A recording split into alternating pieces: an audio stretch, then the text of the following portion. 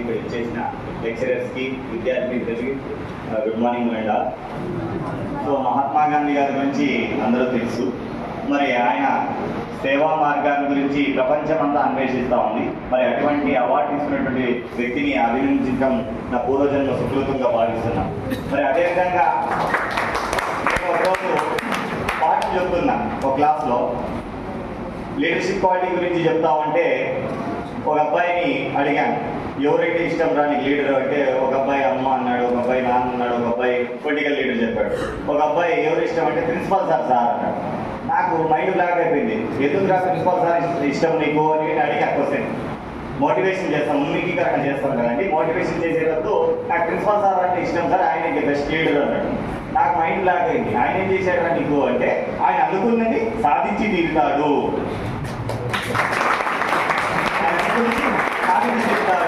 అంటే ఏదైనా ఒక వర్క్ ఆయన తీసుకుంటే ఆయన సాధించేంత వరకు ఆయన వదిలిపెట్టాడు సార్, అందుకే ఆయన ఇష్టము అన్నాడు. వావ్, ఏమి గ్రహించావరా, నేను గ్రహించలేదు నువ్వు గ్రహించినావా అని అప్రిషియేషన్ చేసి. సో కాబట్టి ఇలా ఉన్నత స్థితి నుంచి ఉన్నతమైన స్థితికి వెళ్ళడానికి సారు ఎంతో నిరంతరం కృషి చేయడం వల్లే ఈరోజు ఈ స్థితిలో ఉన్నారని భావిస్తున్నాయి. సదా అవకాశం ఇచ్చిన పెద్దలందరికీ ధన్యవాదాలు తెలియజేస్తున్నాను.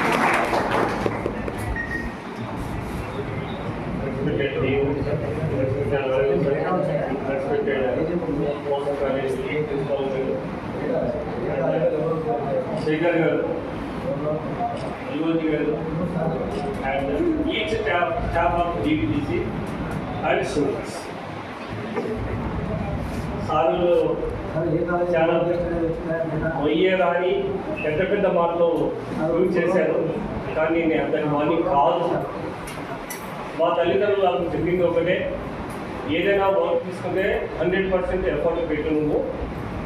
ఇంకొకటి చెప్పారు, అక్కడ ధర్మంగా ఉంటే నువ్వు గుళ్ళకి పోనక్కర్లేదు, గుడి నీ కాడికి వస్తుంది అని స్టేట్మెంట్ చెప్పాను చిన్నప్పుడు. తర్వాత స్కూల్లో ఉన్నప్పుడే ఆ జెండా పట్టుకొని ఊరంతా తిరిగేవాడు. ఏమో నాకు తెలీదు, తిరిగేవాడు. ఇక ఆగస్టు ఇది ముందు జనవరి ముందు అలా పట్టుకొని తిరిగేవాడు. ఏదైనా ఎందుకు తిరుగుతున్నావు అని ఇద్దరంటే, ఏమో మహాత్మా గాంధీకి ఆయన ఆత్మ శాంతించాలని కోరుకుంటున్నాను అని చెప్పినాడంట. నాకు తెలీదు. ఒక 20 years బ్యాక్ మా స్నేహితుడు నడిపి చెప్పాడు. మరి ఎప్పుడో జరిగిపోయింది, ఎప్పుడో వాడు స్వర్గస్థులయ్యారు. సో అది నిజంగా ఈ అవార్డు అంతా మీ వల్లనే వచ్చింది. ఎందుకంటే కాకపోతే నేను తలపెట్టింది ఖచ్చితంగా ఇది ఫ్యూచర్ కూడా అవసరం అవుతుంది. మన పిల్లలకు ఉపయోగపడాలని ఒక చిన్న కాన్సెప్ట్.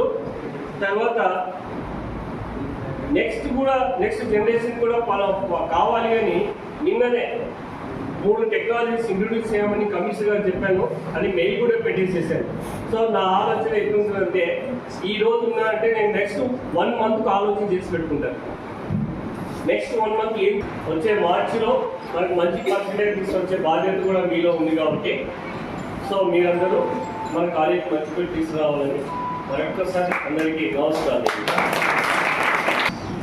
మహాత్మా గాంధీ గారు అహింసా మార్గాన్ని ఆయుధంగా తీసుకొని సత్యాగ్రహం అనుభవించారు.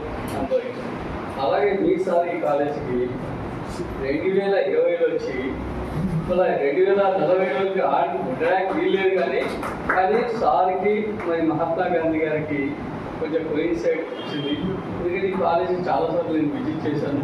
మా ఫ్రెండ్ వెంకటేశ్వర ఉన్నప్పుడు చాలాసార్లు చెప్పాను, ఇది చాలా పద్ధతిగా ఉంటాయి, కాలేజ్ బాగాలేదు, మెట్లు కూడా లేవు సరిగా, ఏంటి ఇది చాలా దరిద్రంగా ఉంది, కనీసం 10,000 ఖర్చు పెట్టేది నువ్వు మెట్లను కట్టించుకొని ఎన్నోసార్లు చెప్పేవాడిని సార్. అయితే సార్ ఇదేవాడు కాదు. అయితే సార్ వచ్చిన తర్వాత నేను 1-2 సార్లు చెప్తే యాక్చువల్గా దీన్ని అంతా మోటివేషన్ చేయించుకోవడం అంటే వాస్తవంగా చేయాలని తప్పడం ఉంటే ఏ విధంగా చేయొచ్చు, అలాంటి సంకల్పం లేకుంటే ఏం చేయలేదు. అంటే సార్కి ఎందుకు చెప్తున్నా అంటే ఈ కోయిన్సైడ్ మహాత్మా గాంధీ ఆ రోజు 1920 నుండి స్టార్ట్ చేస్తే మీ సారు 2020లో ఉండి ఇక్కడికి వచ్చారు. ఈ నుండి వచ్చి మీ కాలేజీని ఒకరికి చెప్పాలంటే రూపు రేఖలు మార్చుకుని నిర్మాణం చేసుకోవాలి. వాటి సార్ను కోరుతున్నాను.